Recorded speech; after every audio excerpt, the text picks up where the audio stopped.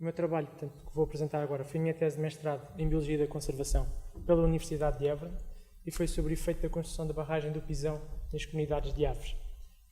O trabalho foi realizado com o professor Dr. João Eduardo Rabassa e com o mestre Carlos Godinho. Consegues ouvir?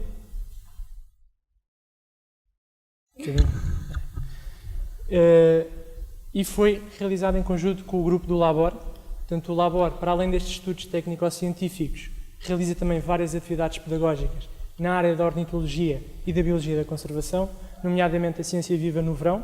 Então é uma sugestão aqui para o ISA, fazer ciência viva no verão.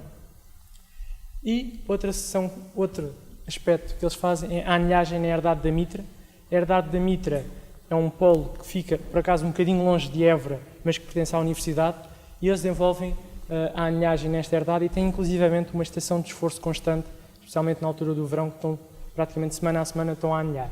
Também é outra coisa que poderia ser replicada aqui no ISAF, termos uma estação de anilhagem de esforço constante. E, mais recentemente, eu tenho colaborado bastante com este projeto, que é as aves do Jardim da Fundação Carlos Gulbenkian, ali em Lisboa. Todos os meses é introduzida uma nova ave, é a ave do mês. Este foi o projeto do primeiro ano, começou em 2013 e vamos continuar a prolongar este projeto até 2016. Portanto, se visitarem os jardins da Fundação Carlos Gulbenkian, para além das placas, podem ir à recepção pedir uns postais. Portanto, podem levar as fotografias para casa. Normalmente os postais desaparecem na primeira semana. As placas conseguem manter-se mais tempo. Não, mas por acaso as placas, eles quiseram continuar e buscar as placas antigas e a maioria dos jardineiros ficaram com as placas que diziam que eram espetaculares. Portanto, já não há placas também. Entrando agora para a parte da tese. A minha tese foi sobre barragens. Portanto, as barragens possuem algumas vantagens. Neste caso, uma barragem permite a produção de energia elétrica, permite a utilização da água que é armazenada para a irrigação dos campos agrícolas e, em alguns casos, permite também a utilização da água para consumo humano. No caso do Alentejo, é mais para a irrigação dos campos agrícolas, em alguns casos.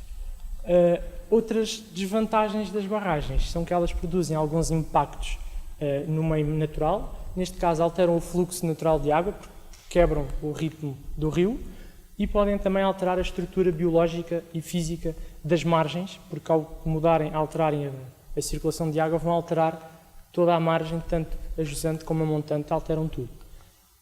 Estes impactos na biodiversidade são um bocadinho diferentes.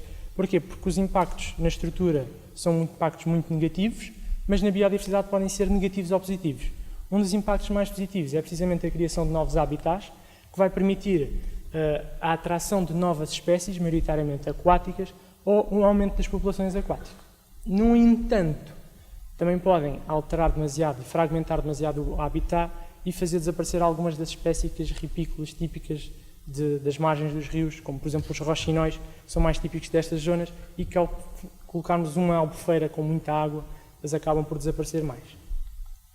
Então, os objetivos principais do trabalho foram avaliar as alterações nos padrões de distribuição nas espécies de aves nas zonas úmidas da albufeira do Pisão e também determinar a importância da barragem do Pisão. De forma a facilitar um bocado o processo de análise, dividimos as espécies em 3 grupos diferentes: as aves de rapina com 14 espécies e 2 corvídeos, as aves terrestres com 55 espécies e as aves aquáticas com cerca de 26 espécies. Os nossos dados foram cedidos pela EDIA, a Empresa de Desenvolvimento de Infraestruturas do Alqueva. O curso são só de 2 anos, neste caso 1 ano e meio, portanto era impossível eu conseguir tirar dados de 2 anos, de 2 períodos diferentes, e também porque a barragem já estava construída quando eu entrei. Portanto, estes dados foram cedidos pela EDIA. Os dados de campo portanto, as monitorizações foram realizadas por empresas externas de serviço de contratação pública, portanto, não tem nada a ver com os dados, e no final ficámos com os dados de pré-enchimento de 2007 e os dados de pós-enchimento de 2009 e 2010, correspondentes à época fenológica da reprodução. Esta é a nossa barragem, a barragem do Pisão, com a albufeira toda, localiza-se entre Trigastes e Bringel, e aqui um bocadinho mais deste lado, já fora do mapa, fica Beja, portanto, muito perto de Beja. A área de estudo correspondeu então a toda esta zona, à área de influência do bloco de rega do Pisão, e este bloco de rega encontra-se ligado ao subsistema de rega do Alqueva. Então, eles, quando é necessário, podem trocar água de um lado para o outro entre as várias albufeiras. Para as metodologias, cada grupo teve uma metodologia diferente, porque é impossível fazermos a mesma metodologia para todos os grupos de aves. Neste caso, para as aves de rapina, foi utilizada a metodologia de transectos e pontos de observação.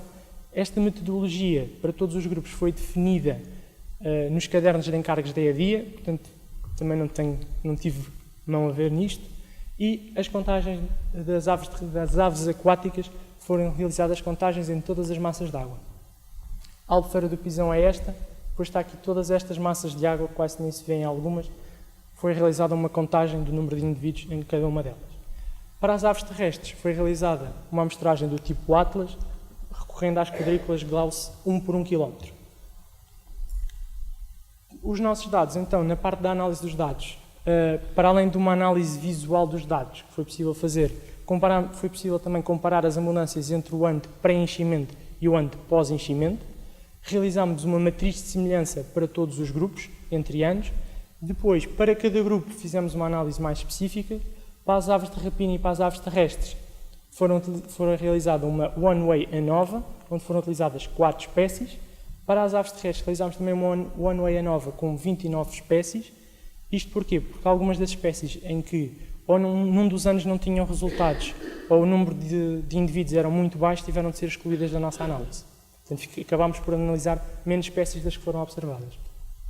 Para as aves terrestres foi também realizada uma análise canónica de correspondências, uma CCA, para a qual utilizámos imagens do Google Earth. Portanto, utilizámos imagens de 2007 e 2010 e verificámos que diferenças é que existiam no habitat, o que é que aconteceu entre 2007 e 2010, e depois verificámos o que é que acontecia com as espécies. Para as aves aquáticas foi realizada uma Two-Way ANOVA com 8 espécies. Para esta Two-Way ANOVA foi necessário então agrupar aquelas massas de água que vimos há pouco em 5 classes diferentes, consoante o seu tamanho. O pisão ficou numa classe separada para conseguirmos verificar melhor e comparar melhor com as outras massas de água. No total foram contabilizadas 95 espécies e 6.600 indivíduos. Portanto, foram contadas ao todo 6.600 aves. Estes são uma análise mais visual dos dados. Portanto, em 2007, no período de pré-enchimento, foram observadas cerca de 228 aves aquáticas e este número foi 5 vezes superior no ano de pós-enchimento de 2009. Já para as aves terrestres foi 2 vezes superior. No entanto, estes números depois baixaram, as aves terrestres estabilizaram em 2010 e as aves aquáticas ficaram 2 vezes superiores. As aves de rapina diminuíram bastante de um ano para os outros, do ano de pré para pós.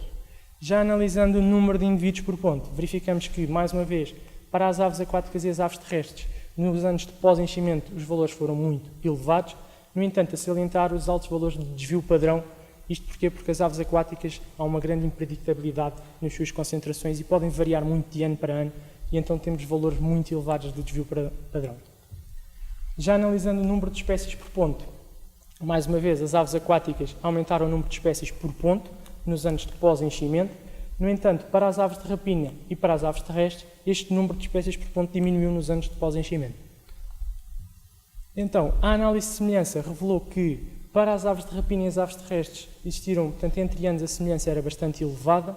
O único que evidenciou baixa semelhança entre anos foram as aves aquáticas entre 2007 e 2009 e 2009 e 2010.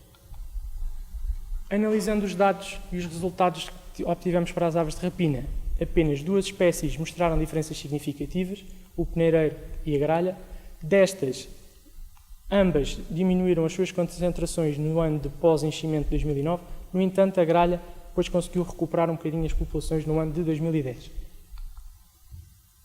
Em modo de discussão, para as aves de rapina, há pouca coisa a dizer. Elas têm um amplo uso do habitat, portanto, elas vagueiam por toda a região, por toda a área, muito rapidamente. Portanto, são difíceis de contar. As tendências que nós observamos, portanto, 3 tendências decrescentes e uma tendência crescente da gralha, também não são nada significativas. Isto porquê? Porque vão de encontro às tendências nacionais realizadas pelos censos das aves comuns da SPE e, portanto, pelas aves de rapina não conseguimos detectar nenhuma anomalia em relação à barragem. Para as aves terrestres, das 29 espécies analisadas, apenas 10 apresentaram diferenças significativas. Destas, 6 tinham uma tendência decrescente, estas 5 mais a hipolais poliglota, e as restantes obtiveram uma tendência crescente nos anos de pós-enchimento. Portanto, mais uma vez, e depois a nossa CCCA, portanto, em que analisámos os dados de alterações do uso do solo de um ano para o outro, verificámos que a maioria das espécies se agrupou junto ao eixo dos anos e não junto ao eixo das alterações do solo. Portanto, foi também algo que nos deixou um bocado perplexo, porque não era suposto. Então, para as nossas espécies analisadas das aves terrestres, a maioria das espécies eram aves relativamente comuns. As diferenças significativas nestas 10 espécies, embora 6 tenham uma tendência decrescente, vão de encontro à tendência, às tendências nacionais realizadas pelos censos da SPE, as aves comuns, e as alterações nos usos do solo também não deu grande resultado, portanto também não se verificou que o impacto da barragem tenha sido realmente negativo nestas espécies. Já as aves aquáticas, das 8 espécies analisadas, todas elas mostraram diferenças significativas, tanto entre anos como entre as várias massas de água. Estes resultados são um bocadinho mais bonitos, eu gosto mais deles. Isto porquê? Porque consegue-se ver claramente que o ano 2007, que é esta barra mais clara, o ano 2007 praticamente não existiam nem pata real nem garça real, mas nos anos de pós-enchimento, tanto no ano de 2009 como no ano de 2010, os números delas aumentaram bruscamente e ficaram realmente com muitas espécies. E a barragem do Pisão, no caso de 2010 e 2009, teve sempre muitas espécies. No caso da garça real foi só o ano 2009, mas no caso do pato real, as albufeiras intermédias de 15 a 20 hectares também foram realmente importantes para esta espécie. Analisando o mergulhão de popa e o galeirão, verificaram-se as mesmas tendências, baixas concentrações antes da construção da barragem e elevadas concentrações após a construção da barragem, tanto 2009 e 2010. E aqui o galeirão, então, antes da construção praticamente não havia galeirão na zona e agora, depois nos anos seguintes, foi quase 200 indivíduos num só ano, em 2009. Para as restantes espécies, seguiram quase as mesmas tendências, tanto o pato de bico vermelho como o tagaz e a frisada seguiram as mesmas tendências, portanto, abundâncias mais elevadas nos anos de pós-enchimento. O borrelho pequeno de coleira, foi esta confusão que vocês estão a ver aqui, portanto, não gostou de nenhuma, andava para lá a saltitar entre barragens o ano todo. Em relação à riqueza específica e à abundância das espécies, verificamos também que os anos de 2009 e 2010 foram realmente importantes para as espécies, foram os anos com maior riqueza específica e as maiores abundâncias, e que a barragem do Pisão, embora aqui em 2007, como ainda não estava construída, não tinha nada, mas em 2010 foi quando a riqueza específica foi maior. No entanto, foi o ano de 2009 que apresentou maior abundância das espécies. Portanto, em 2010 tivemos mais espécies do que no ano de 2009, que eram poucas espécies e poucos indivíduos das mesmas espécies a frequentar a barragem. Concluindo, as baixas semelhanças nas aves aquáticas, portanto, conseguimos diferenças significativas em 8 espécies diferentes. Estas baixas semelhanças realmente verificaram-se no ano de pré-enchimento e nos anos de pós-enchimento.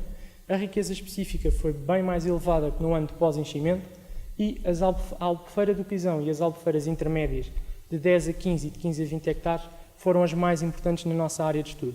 No entanto, as albufeiras pequenas, embora não tenham tantas aves, podem sofrer medidas de conservação para adaptá-las a outras espécies que não se encontram presentes nas albufeiras de grande dimensão. Concluindo, as aves aquáticas foram o grupo mais afetado. Estes novos habitats, tanto as albufeiras do Pisão como uma das albufeiras intermédias, portanto, foram criadas na mesma altura, foram as albufeiras com maior biodiversidade na região, e para as aves de rapina e as aves terrestres verificámos poucas alterações. Mesmo para as aves de rapinas, a metodologia de campo pode não ser tão abrangente como foi para as outras aves. Obrigado.